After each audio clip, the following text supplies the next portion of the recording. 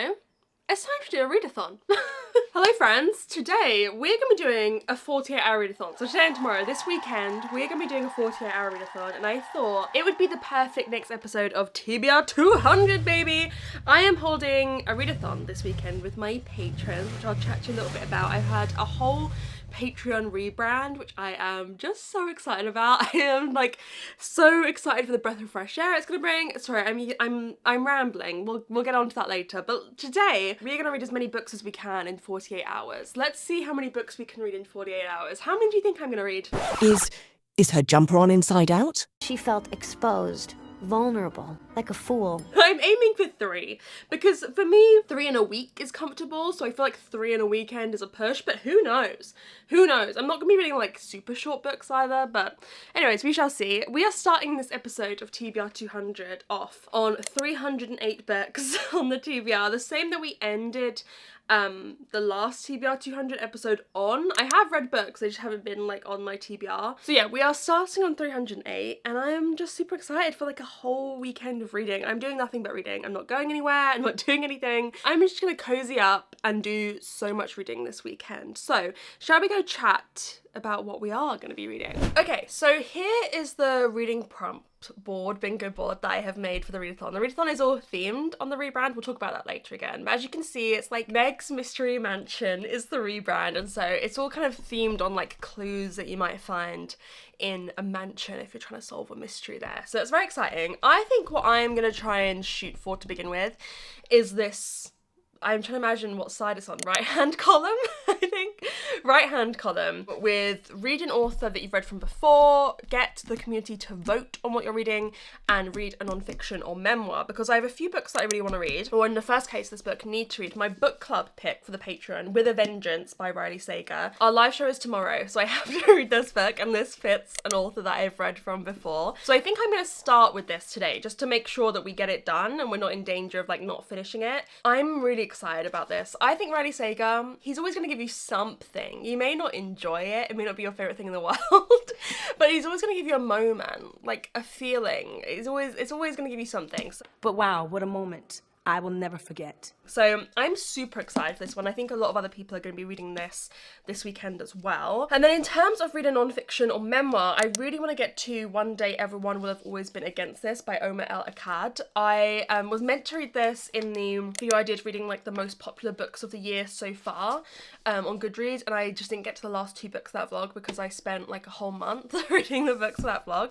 And so this is quite short. I think it's a good readathon pick. And I think this kind of skirts the line between memoir and non-fiction, so I think it's a really good choice for this prompt, because I've seen some reviews saying like they were surprised by how memoir-y it was and like how from a personal perspective it was. So I think we're gonna read that. And then in terms of the vote, I don't know. I haven't even put a vote up yet. I don't know what I want to put in the vote. I mean, I fear that if I were to put a Lady Hardcastle book, it would just win and I would be reading the next Lady Hardcastle book, because someone put a Lady Hardcastle book in a poll yesterday for a pick what I read, and I fear everyone voted for it. Everyone voted for it. So, I mean, that might be a cheat code to me reading a Lady Hardcastle book, but we'll see. Will I read just these 3 books?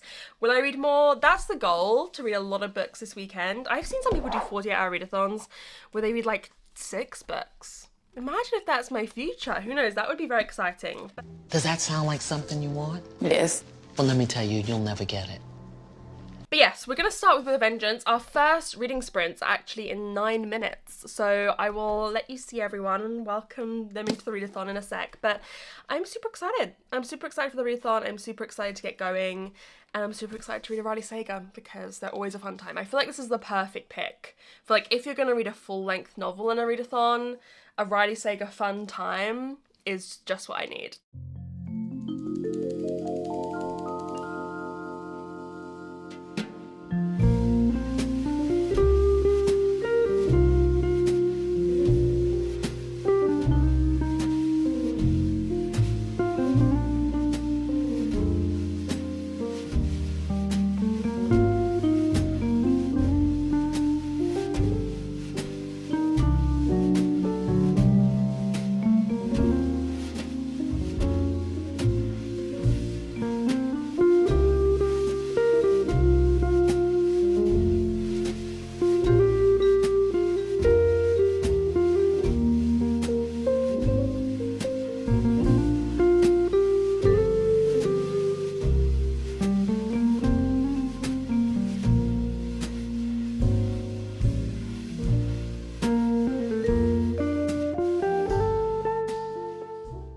turns out I was wearing my jumper inside out opening this vlog. Yeah, that's how I feel too, Dida. I don't know if you'd have heard that. She just did a moan. Come say hi. Guys, it's my best friend in the entire world. Yeah. Oh my god. Tell them what you think. Oh, don't show them how we kiss, Dida. That's no one's business apart from us. It's at the garden. She loves going out in the garden, guys, but we only let her out with us. So she has to go out with one of us. So she goes out probably like once or twice every day. But it's not enough, is it? It's never enough. Tell the people. Have a complaint. Oh, no complaints. Okay. Before I tell you about With a Vengeance, and we talk about thoughts there, I do just want to tell you, it's not on a vlog anywhere, because I wasn't planning on vlogging it, but I do want to tell you, I just read like the last 20 minutes of the audiobook of Memphis by Tara M. Stringfellow. I was reading this for the in-person book club I attend, and the book club was on Monday. It's Saturday today, and I'd read most of the book before that, so I don't... Dude, you make me look bad. People think you jump up on kitchen counters all the time. It's literally when I film here, she's like, I must be amongst what's happening. Yeah, I read most of it for the book club, but I literally just read the last 20 pages, so technically I have finished a book today. But I'm not counting it towards the readathon because I've literally barely read any of it. But I do just want to mention, I really, really enjoyed this book. If you're looking for a historical, generational family saga, pick this book up. Memphis by Tara M. Stringfellow. It was so good. I think I'm going to give it a 4, but I think that's because of how long I read it and like how... There's so much of your fur in the air. How broken up I read it. I think otherwise it probably would have been a 4.5 if I'd read it all in one go. But yeah, I really enjoyed this. I thought it was written beautifully. We're basically reading from the perspectives of, I think, 4 women in 3 generations of this family in Memphis. And it's all about the women, no men. Well, there are men, but they're all awful and don't really stick around. And we're basically reading their stories and about their lives, and I think it's so beautifully written. It's like poetry. Like, I think the writing of this is truly the best part of it. It just I'm getting distracted by her beauty, but the book was beautiful, beautiful, beautiful as well. Yeah, I just thought it was wonderful, so I want to recommend it. But like, I think for vlogging I have to kind of like read a book knowing I'm vlogging because otherwise I just read it and don't develop any of the thoughts that I need to tell you, you know what I mean? Anyways, I am in those reading sprints this morning. The reading sprint stopped 2 hours ago. I have not read since then. Get your fucking ass up and work. It seems like nobody wants to work these days. I had lunch and then the time has just passed. Don't ask me. Well, no, I finished Memphis. I made a decision to finish that book. Anyways, I am about 130 pages in to With a Vengeance by Riley Sager. I don't know what I think of this yet. So this is set in the 1950s, which I didn't know that Riley was in his historical era. I didn't know that. And basically it's about this character, this girl, who has brought these characters onto this train because they all did something to ruin her family's life. And she's lured them on there under false pretenses, and it's only them on the train, an isolated setting, and she's gonna like have justice, have revenge. I'm gonna get another Dida fur off my face. And I just don't know what I think of it yet. Simultaneously, it's been gag, gag, gag. So much happening. Simultaneously, nothing has happened. Simultaneously, I think it's written in kind of like a fun, dramatic way. I also feel like at times the description feels like I'm reading like a script, like a play script, or like movie instructions. Like, he picks up this, looks at it, puts it down. Do you know what I mean? Like the way that, sorry if you can hear her eating, a director would like write movie instructions. So I'm just kind of torn so far. I don't know what I make of it. I think a lot hinges on where it goes now. That's the thing with Todd. That's the thing with Riley. Like, his books can go either way. I have so many of his I've loved or hated. I think my favourite one from him, I would have to say The House Across the Lake or The Last Time I Lied. Maybe The Last Time I Lied. That one has a great, great twist. My least favourites from him, Survive the Night. Is definitely up there. I didn't enjoy Final Girls. But here's the thing, he's going to give you a time either way, and so I'm excited to see where it goes. But yeah, I'm sorry, I don't have a ton of thoughts. I want to get to know all the characters. We have a lot of characters we've brought onto here. They all have what I do like about it, very specific roles to play. Like, we have the governess, the secretary, the engineer, the army man. Like, I love that in a murder mystery, you know what I mean? He is doing like kind of like a classic murder mystery here, you know what I mean? But then I just think, would I ever recommend this to anyone, or would I just recommend Murder on the Orient Express? I love a train setting, but this one feels very close to it. If this plays out so similarly with those kind of roles that book has, I don't know if I'd ever even recommend this over that. Anyways, let's go talk about something fun.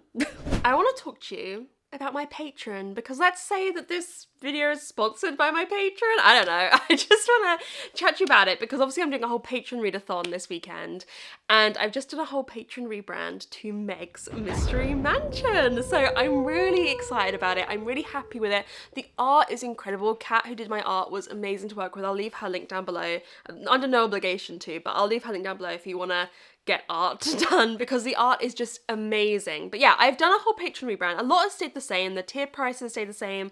A lot of benefits have stayed, but certain benefits have been introduced. I do have a whole video going through everything in detail. I'll try and fly through it because I don't want it. That was like 15 minutes. We don't want to spend that long. But basically, we've rebranded it to Meg's Mystery Mansion, and all the tiers now are famous detectives. So we have the Hercule Poirot tier, the Nancy Drew tier, and the Sherlock Holmes tier. Wait a minute.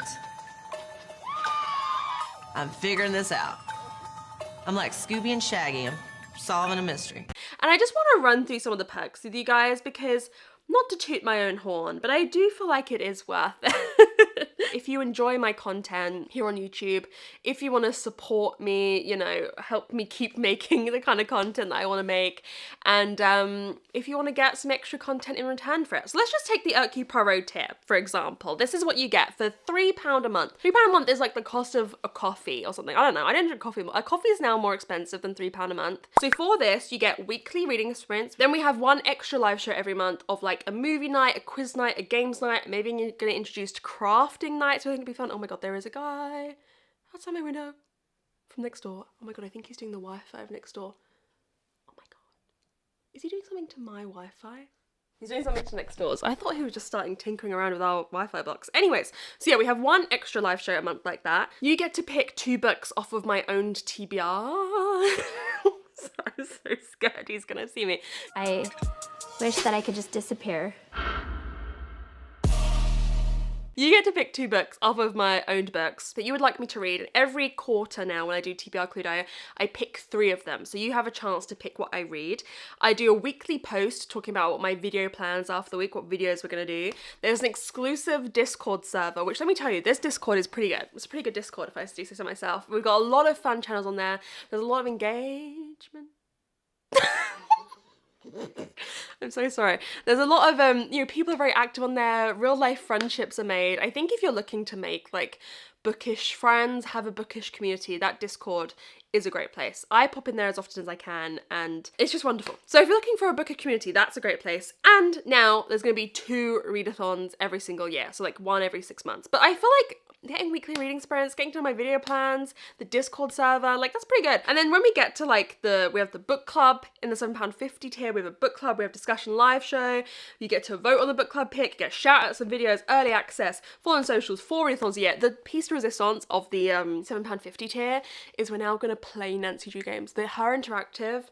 I grew up playing these games. We're going to play them. I'm going to stream them and everyone's going to be in the chat and we're going to play these games together. I am so excited for this pack, the Nancy Drew tier. I love it. I love it. And it gives me that buzz. It feeds exactly what I want to do. It's so, I can't wait. I love these games. I need to stop. I love these games. Curse of Blackmore Manor, Last Train to Blue Moon Canyon. It's going to be so fun playing these essentially like mystery games together. I'm so excited. And then the top tier, quickly, you get a handwritten like A4 letter from me when you sign up and 2 little Cluedo models, TBR Cluedo books that I've made. Everyone gets personalized ones of them. We have a Zoom call, a group Zoom call for this top tier every single month. Bi-monthly life update. 1 patron in this tier every month gets a book gifted to them of their choice and a video every quarter going through all my video plans for the quarter. That's a whistle, I can't even speak. That's a whistle-stop tour of all the benefits on my Patreon. And I get a bit awkward trying to promote it sometimes because I don't know, I just feel like I don't want to, push something on you, but I feel like it is worth it and I do my best to try and make sure it's worth it, and it's a wonderful community on there and you get to hang out with me more and it's a huge part of my work. You know, I'd say YouTube, if you're only watching YouTube, you're only getting half the story. I'd say YouTube's about half my work and then Patreon is about another half of my work. And yeah, I would just, if you've ever thought about it, now is a great time. I think when this video goes out, we won't have had our first Nancy Drew game games night or day or whatever. We haven't had our first Let's Do Game stream yet. So if that's something you're interested in, definitely join ASAP, because that I think will be soon on this. I'm trying to think of when the video goes out. I think it will be soon. Yeah, I just love the community. I love doing our book club. We're gonna have a book club discussion live show for this one tomorrow, and I just can't wait. I just can't wait. So that's my piece. Come join if you're interested. If you have any questions about how Patreon works, you can always DM me or comment down below and I'll answer them. I have thought about doing a video where like because I like being honest, I like being there's nothing to hide either, but sometimes I think it's interesting this kind of stuff to pull back the curtain. I have thought about doing a video about like how Patreon works with all your questions, any questions you've ever had about like how Patreon works or this kind of thing works. I think that could be a fun video. Hannah Witten did one once that I really enjoyed and found very interesting, even as someone who has a Patreon and kind of knows the answers. So yeah, come join us. We're having so much fun on our readathon today. It's a weekend readathon, as you guys know. I'm doing 2 sprints today and 1 tomorrow. And yeah, it's just a lot of fun. And if you've ever thought about it, okay, I'm so bad at this. I'm so bad at it. And now for that, I'm gonna go, I got a tiny bit of work to do, a tiny bit of editing, and then I'm just gonna, what time is it? It's about 3:30. So our next reading sprints are in 2.5 hours. So I'll probably take me half an hour to do that work. Then I'm just gonna sit down and read as much of this as I can, because I have been slacking a little bit today. I feel like what was I doing for 2 hours? I don't know. Eating lunch. I made scrambled eggs. It didn't take me 2 hours to eat scrambled eggs. Anyways, this is awkward. I don't... Okay, love you, bye.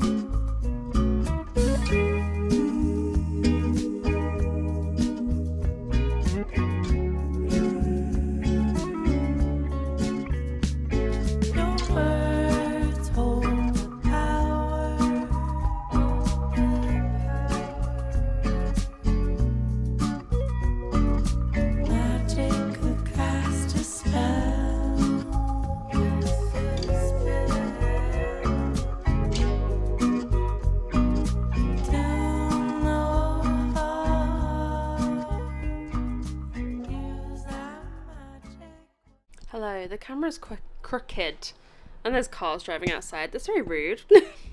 Hello. It is much later in the day, as I'm sure you can tell by it being dark. I have finished with a vengeance. I'm actually on my evening reading sprints for my patrons for today, and I finished with a vengeance with them. I decided to check in again because, if I'm honest, I didn't have a ton to say. This is a book I'm feeling a bit like, I feel like my opinions aren't fully formed, or my opinions are fully formed but they're just lackluster. I'm gonna give it a 3.5. I think it has a lot of good points and some bad points. You know, I love the setting on a train. I always love that. I enjoy this being a historical setting. I think he does a historical setting well. And you know, the fun thing about like a historical setting is that this kind of plot would only work in a historical setting because no one has phones and can call for help. It would be very quick if they had phones or something like that. You know, I enjoy the murder mystery, you know, closed circle, isolated setting of it. But it all just feels a bit half-baked. The characters don't feel fully formed to me, and you know, sometimes I'm okay with that in a murder mystery because, like I said, murder mysteries kind of can rely on archetypal characters, like you kind of know what they are, and you know, sometimes in an Agatha a character doesn't feel fully formed but you know who they are, right? And so it kind of, you can avoid some of the need for development. But yeah, the characters didn't feel fully developed. I think there's some plot holes to this. Like, people keep getting murdered, right? I don't think that's a spoiler. People keep getting murdered. That would not happen if you all just stayed together. They keep all going back to their own rooms and like locking themselves in their rooms. Just all sit together in a room. Like, you sound rather stupid to me, you know. You know, your sort of person. If you had a brain, you'd be dangerous, dear. And then you can very quickly know who the murderer is. Like, and they'd keep being like, should we all just stay together? And someone would be like, no, there's no time for that. We have to go hunt and find the person. I'm like, what the fuck is going on in your brain? What's going on up there? Like, oh, we're not connecting the dots here. What's not clicking? What's not clicking? So I think it does rely on a lot of plot holes to kind of work. And at the end of the day, I just am overwhelming. I'm feeling this with a lot of these authors who publish a book a day. A book a day? A book a year. This book feels like it's been rushed out. It feels like a first or second draft. And I think it could be a really wonderful book if it was a third or a fourth draft. But like, I don't blame Murray Sager for that, because even an author of his stature, like, you can probably only be an author as your profession if you're publishing a book a year. You know, there's some who manage to not do it, and good for them, but for the most part, I think authors, to survive, to have this as their job, because of the way the publishing industry is set up, need to publish a book a year, and thus, you know, can you blame him for rushing something out? It feels like it's got a great idea, but also it feels like he needed an idea, and he said, let me do Murder on the Orient Express with a bit of And Then There Were None. And like, I'll eat that up because I love that idea. But it doesn't feel fully done, you know what I mean? I feel like the ideas in this are pretty cheap ideas. Like, I've been watching Brandon Sanderson's writing lecture series, and I don't agree with everything he says, because he says ideas are cheap. And it's the how you enact the story, how you write, that is what matters. I don't think that's true. I think there's some books on my favourite books that ideas aren't cheap, and the ideas are very special, and that's what kind of makes the book. The ideas in this are cheap. The ideas in this are cheap. It's all been done before. I think I'll take them all. What a good deal.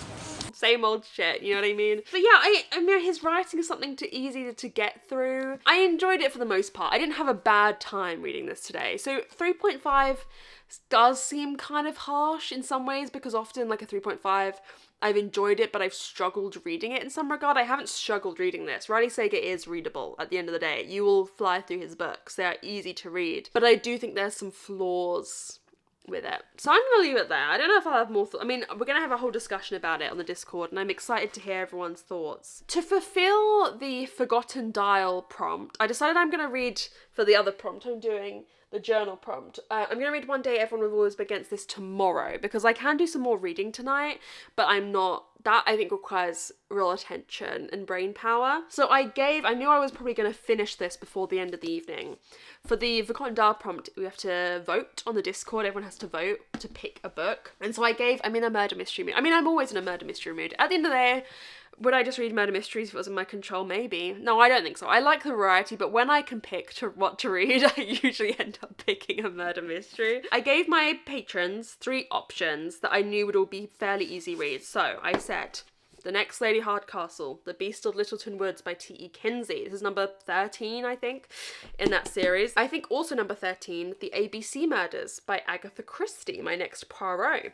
Or I said number 1 in the Miss Marple series by Agatha Christie, Murder at the Vicarage. So these were the options I gave them for my next book. I think these are all good readathon books. And it kept swapping. There was a 3-way tie at one point. It was like a constant tie. There was always something tied with something else. Like literally 12 minutes before, I think I had the poll open for 4 hours. 12 minutes before it shut, it was a tie. I was getting a bit anxious. I can't make this decision. Please, I can't make this decision. But the book that ended up winning was The ABC Murders by Agatha Christie. So I am excited to get into my next Poirot. I do love a Poirot. What can I say? I kind of, maybe I was hoping for The Next Lady Hardcastle, but my girls will have to wait. Maybe till October. I'm trying to figure out a video, because it's set in October, so I should read it in October. A video I can do in October where I'd be able to read it. Something like this where I can like semi-mood read. I don't know. Anyways, I've got like 10 minutes left of a sprint on the reading sprints. I'm going to start the audiobook for this tonight. I probably won't do any more eyeball reading because I read this all with my eyeballs. That's a lot of eyeball reading. That's a lot of eyeball reading. I'm probably going to put the audiobook on for this tonight and just start a little bit, and then hopefully early in the morning I will get maybe halfway through and let you know my initial thoughts. I'm excited for this, but I do know this is a Hastings narrated Poirot. What? When will I escape this man? Honestly, when will I escape him?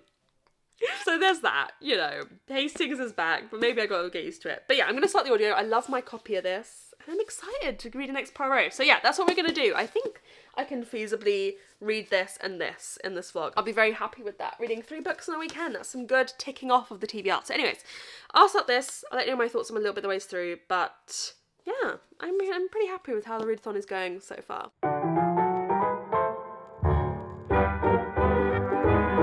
Good morning! It is Sunday. I think I read like 2 chapters of this last night before I fell asleep. And then I've had a slow morning. I did some yoga in the garden. I do yoga in the garden pretty much every day. I love it. I'm very sad when it's gonna get too cold to do it. I'll be clinging on until like October probably. I washed my hair, did some laundry, and I listened to the audiobook whilst I was doing all that, and I'm about halfway through. I'm about 100 pages, so a little bit under halfway through. The ABC Murders. Oh, Aggie. I'm having so much fun. I'm having so much fun. I'm having so much fun. I am loving it. I don't know if it's a 5-star yet, but Miss Aggie, pen on fire. Pen on fire, pen on fire. So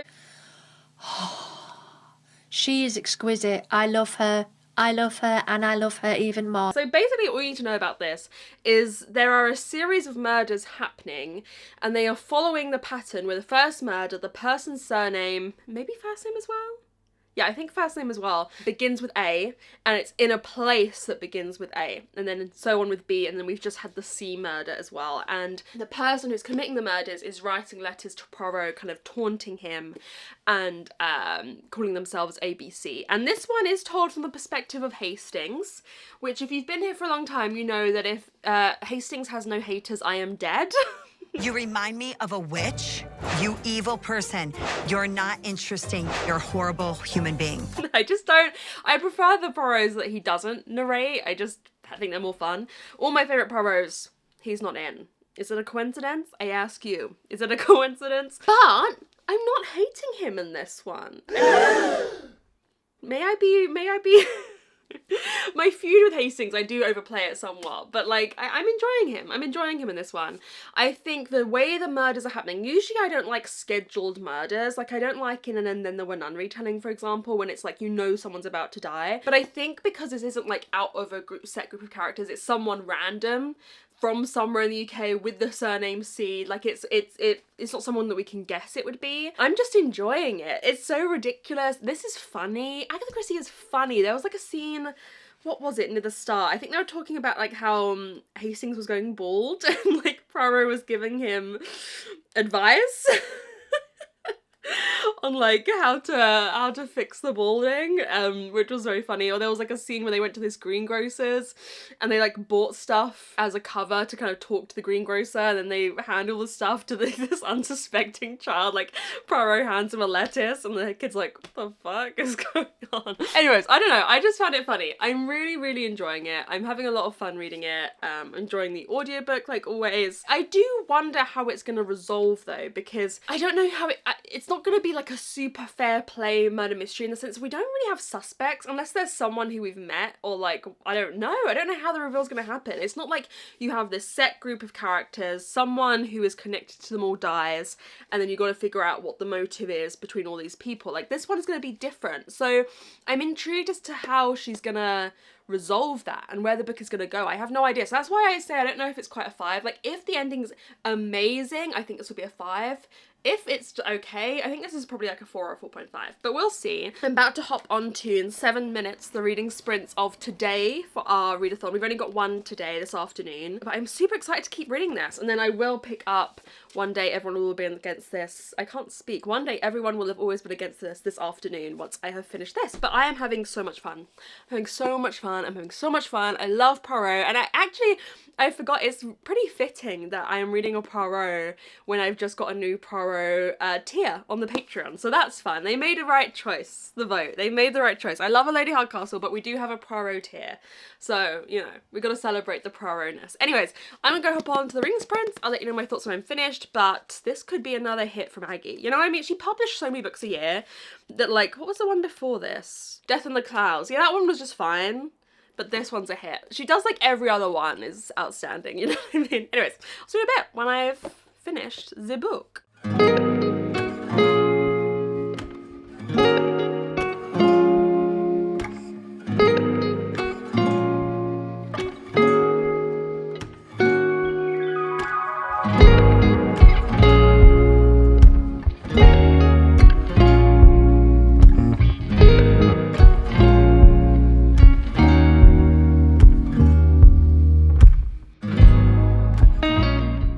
I have finished The ABC Murders by Agatha Christie, and I think I'm gonna give this 5 stars. It's a slightly tentative 5-star, like it's a 4.75, but I don't give that rating, and I'm feeling generous, I'm feeling kind to Miss Aggie, and I'm gonna give it a 5 stars. I just had so much fun. I think this is a great Poirot. Like, it's a quintessential Poirot. It reminds me a bit of when I read Death on the Nile and I gave that 5 stars, where it's not the twist necessarily that's made, although this does have a pretty good twist. It's just like a great book in all. Like, she hits the point she needs to hit.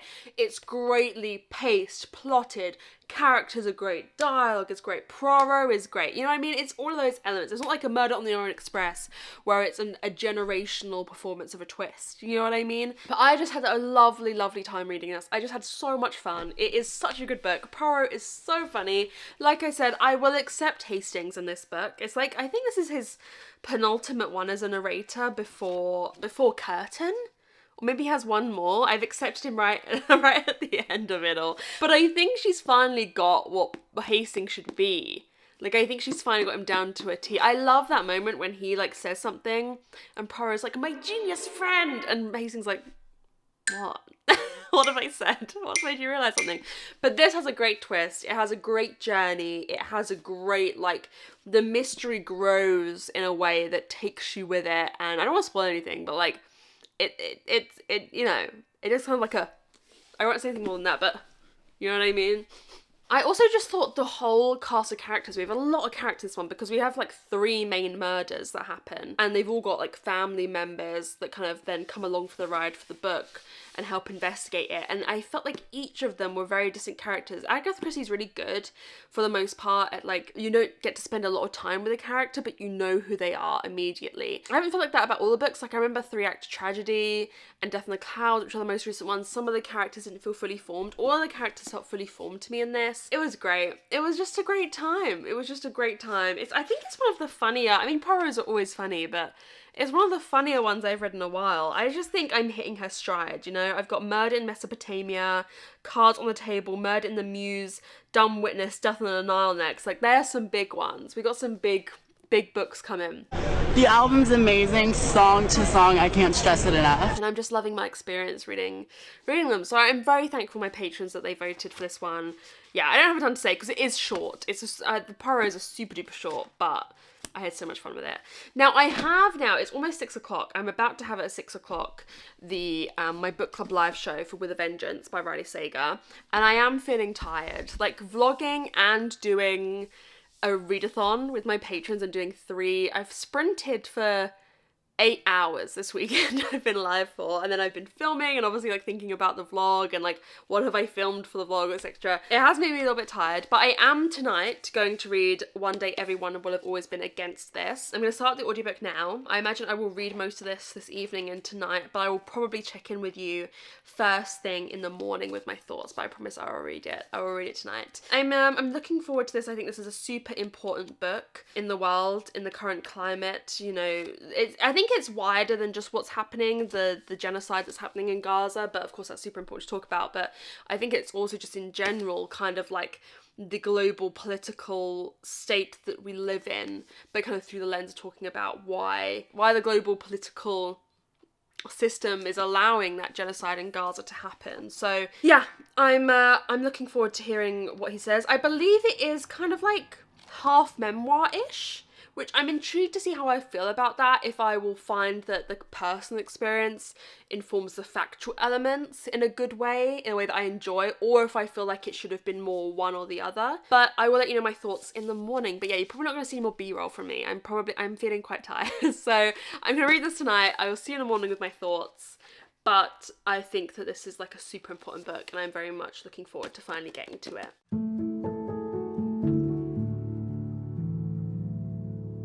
Hello. I read all of this last night, One Day Everyone Will Have Always Been Against This by Omar El-Akkad, and then I reread some parts of it this morning that I thought were particularly powerful. I reread some passages. I think this is, like, at this point in time, pretty much a must-read for everyone in terms of understanding, obviously, how we must all bear witness and do what we can as individuals to kind of, like, rail against the genocide that is happening in Gaza, but this book really isn't about that, and I think it's really, you should go into the right expectations. It's actually made me want to go and read like a book. I consume obviously stuff online from Palestinian voices about what's going on in Gaza, but I'd like to read a book from someone. I don't know if you guys have any recommendations, if you know something that might be coming out in the future or has come out. I would be interested in reading that, because this book is not really, beyond like what I'm sure most of us know and have consumed on social media, have seen the awful videos of stuff that happened, like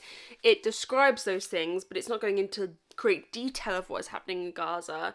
What it really is about, in my opinion, is kind of like particularly the US government's role in allowing things like this to happen, not just now, but again and again and again, and the pattern that history takes, and how one day, when it's safe, when there's no personal downside to calling a thing what it is, when it's too late to hold anyone accountable, everyone will have always been against this. Like, I think it's almost like a little bit of a history about how the US government has had a finger in so many of these kind of events throughout history, whether it's been something that they've directly done themselves, or whether they have like given power, given money, given aid, given bombs, given weaponry to a country or a force that benefits their personal aims, which is like saying the world's superpower. And I think that was really interesting. Now, that was something that I know a lot about from having when I did global politics on A-level. That was like a big part of what we learned about, was kind of like US superpower, their hard and soft power throughout the world. But I think if that's not something you know a ton about,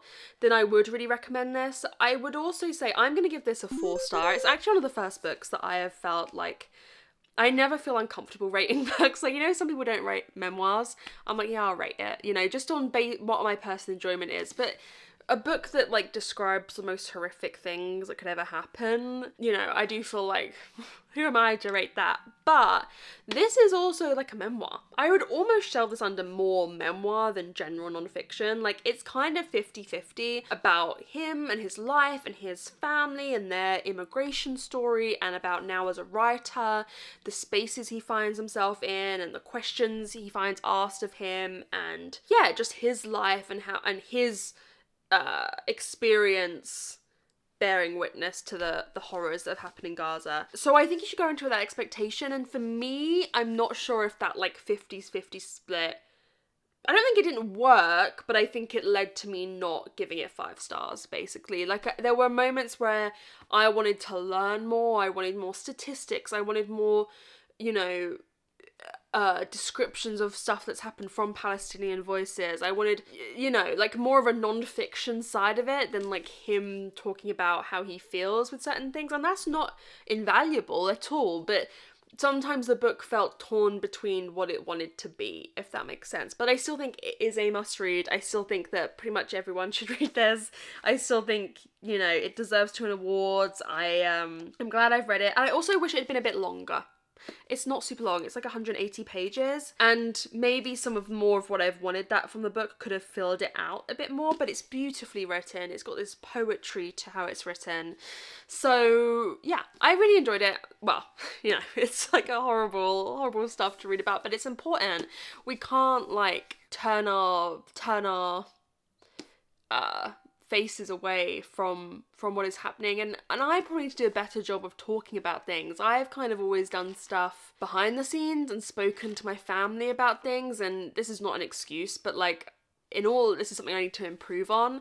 I kind of find myself like uninteresting, and that's why I don't share my life that much. Like, I want to do a better job of that, or I'm an incredibly political person with a lot of like political opinions, but I kind of think like people won't care. It's this weird thing, and I know that people will, and I know I have a duty, and I try to remind myself to share my opinions on here, but in my there's a part of my brain that's like, if I've spoken to people about that in real life, like, it doesn't remember to say it on here, but that's not an excuse, and I hope that you are all bearing witness to what's happening in Gaza as well, and doing what we can as individuals. But I almost think this book does place more of an onus on like governments, particularly the US government. Like, every government in the rest of the world kind of like pales in comparison to the power of the US government, and particularly in this situation, like, it's pretty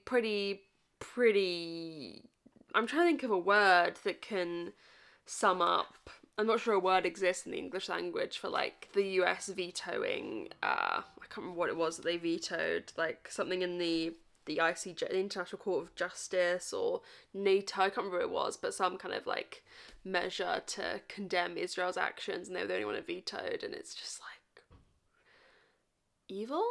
I don't know if there's a word that exists for like the horrificness of that. So cheery end to the video. I hope I haven't brought the mood down, but in this way we do have to bring the mood down sometimes, because this is very, very important. So let's go catch up on how many books I read in 48 hours, shall we? Okie dokie. In the 48 hours that I held this readathon, we read, I'd hope if I got all the books the same way around, 3 books, including 2 2025 releases, which is pretty good. But yes, we read 3 books, which is I'm happy with.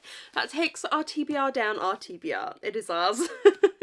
My TBR down to 305 books. We're getting there. We will get under the 300 again, I promise you, I promise you, I promise you. But yeah, I had a lot of fun with these. The standout for me probably was the ABC Murders by Agatha Christie, because it was a 5-star. It was a really just solid Agatha. It was just great. But these 2 were also enjoyable too for certain reasons. Particularly, shout out to this, Riley Sager, you know.